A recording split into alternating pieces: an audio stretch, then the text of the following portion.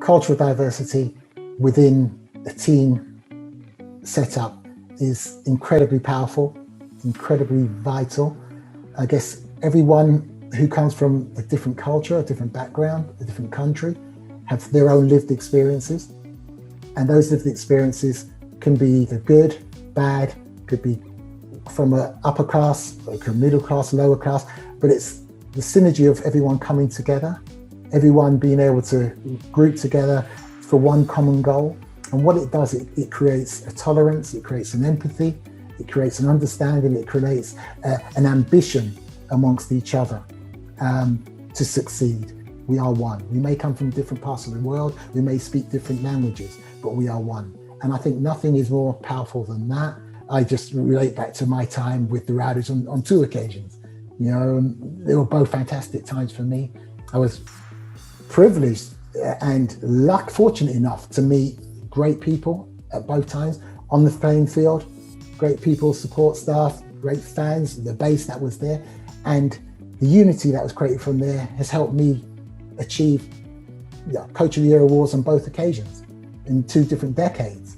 And to my mind, I don't know, as a black coach, I sit here and I'm talking American sport now, a black soccer coach. I don't think there's been anyone else that's won a championship in the professional environment of soccer in the USA at this moment in time.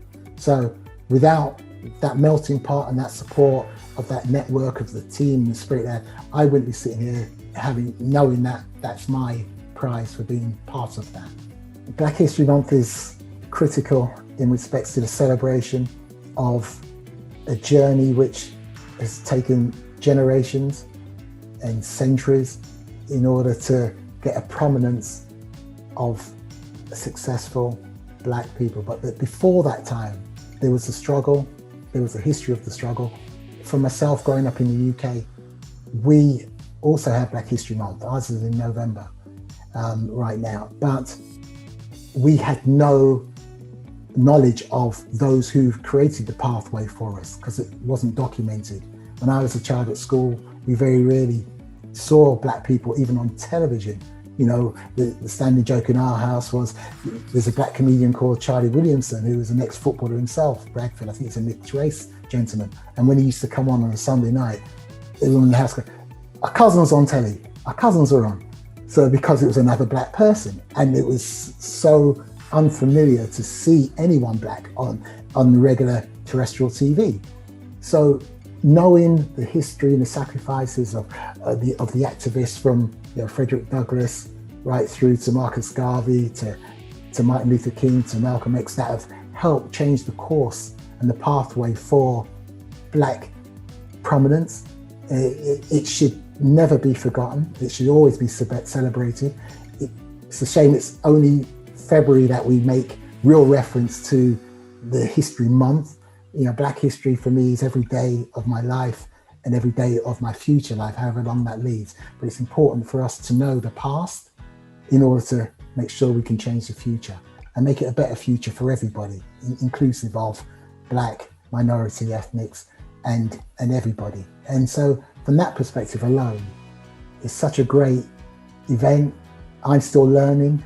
I'm learning, the inventors that came from the USA, like CJ Walker in the beauty products, and other people such as Garrett Hogan, who done the traffic lights, the multiple traffic lights, which changed from 2 to a 3 traffic light signal. They were black. The gentleman that made crisps that we all love as our snack, he was black, he invented that. So all of these inventions that we are hearing about now that black people were party to, we were unaware of that. I know very little about my ancestry history. My dad's Indian, my great-grandfather's Indian from Lucknow, went to Jamaica and internship for 5 years to work the land in Jamaica. Had my grandfather as his first child there and named my grandfather after the land owner that they were working on, J.W. Hill. My family name's Suki, but I've come from that lineage now because of the registration there. So that's another history thing, which again was totally foreign to me until recently. And I'm nearer the veteran age than I am my youth, but it was something that I learned over a period of time. So a wonderful advert. It shows inclusivity, and it shows, that we have a value, not just now, but for centuries ago. And it's important that we recognise that.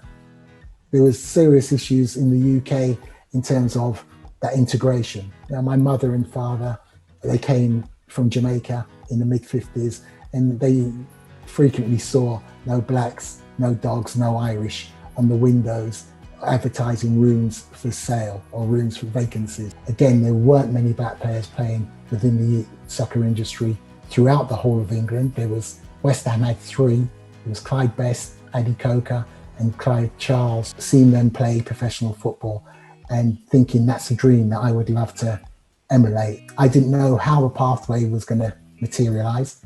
In that era, there weren't many black players playing. We weren't trusted. There was a lot of stereotypes about what we couldn't do.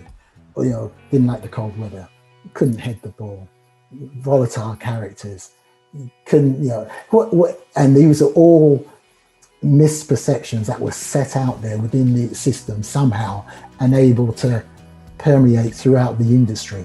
The initial role models for me in terms of the iconic figures growing up for me would be the originally Cassius Clay, then changed to Muhammad Ali because he was the first iconic black sportsman that I saw and I was aware of as a young child who was at the top of his industry, the pinnacle of his industry. And he was a handsome guy, articulate, a charisma, confident, and everything that we had been perceived at times through stereotypes to say that black people couldn't be. No one was getting trials. Black players weren't even invited for trials back in those days. Queen's Park Rangers was 2.5 miles away from where we live, and they never invited anyone that I knew who was very talented down to the organisation for a trial. So it was going to be an uphill battle for me, but I never gave up hope. I always felt that I had the ability to play at a higher level. I was fortunate whereby the World Cup we won the World Cup in 1996, and that was my first real experience of a glamour occasion, a major occasion of world football, and there I saw the likes of Pelé, Eusebio, other black players who gave me that inspiration to say, well, they're doing it, I'm also going to do it. When I was 11 years old, I went with my brother to Upton Park to watch Leeds versus West Ham, my first ever live professional game. But I can remember being in the crowd and just seeing Clyde Best on there with Bobby Moore and Trevor Brooking and Billy Bonds, fantastic iconic guy. And to be honest, he would be, and again, this is now we're talking about this, he would be the first black player that I actually saw live. Pelé was another one I held on to for sure, because again, top of the game. I watched him in the World Cup in 1970, and he had the 2 headers. The most memorable part for me of that World Cup was the way that he timed it, he hung in the air, the technique of the power of the header down. Then he done another one in the final against Italy. So straight away, I saw that. I want to do that. I would be outside practicing, that's in it, how do I do that, how do I do that? And ultimately, that practice led me to, without being conceited, thinking that for my size, I was inch for inch one of the best component or headers in terms of being able to compete in the air, whether it be defensively or offensively. Football as we know it, is the most popular sport in the world. So it has that outreach in respects to uniting people from all different demographics, in all different ages, from all different cultures. And that's always had that ability to do so. It's very rare that you go anywhere that you don't see someone from a minority background playing amongst others from whichever demographic the country that it's in. So from that perspective, football has done its part. It's brought people together, it's united. Where we still have difficulties, it's that transition off the field of play into the professional environment, into the structure. We don't have enough equality or racial diversity in a lot of positions from outside of within soccer, but outside of the field. You know, if it's going to be the boardroom, or if it's going to be the trainers, all the negative stereotypes that were relevant for us not being able to play and now resurfaced all over again about our capabilities to manage. Are we good leaders? Do we have the acumen to do it? Can we organize? Can we lead? Are we the face of the organization? So we have all these other external misperceptions. There's 30% black players that will finish playing, but that 30% will have no further life within football. So technically, their shelf life is as long as they can play. But once they stop playing, there's no avenue, there's no pathway for them to be able to continue serving the game that they love, serving the game that I fell in love with at 6 years old. The NFL's renewal, which is a fantastic initiative. I thought when I initially saw it, I brought it to the UK in 2004, and it wasn't until 2017 that the FA actually implemented it. Now, there's a 14-year gap. That's a career, if you're lucky, for some personnel. And all I was asking for was the opportunity to be heard and seen when job interviews, vacancies are available, then to put yourself forward for an interview. And if you have the qualifications and if you have the vision, be able to sit down and discuss that with the potential employers. More needs to be done. It's not always about just the labour on the playing field. These guys also deserve an opportunity to serve the game in other respects once their careers are over on the field. And it hasn't happened yet, but I still live in hope. I'm still fighting that fight, and I'm hoping that people, and again, sponsors, those who fund the game, those who have equal opportunity policies within their organisations, the values, the principles, I hope that they would recognise that if football's not serving everyone, then they're not worthy of their financial support to the manner that they're getting this moment in time.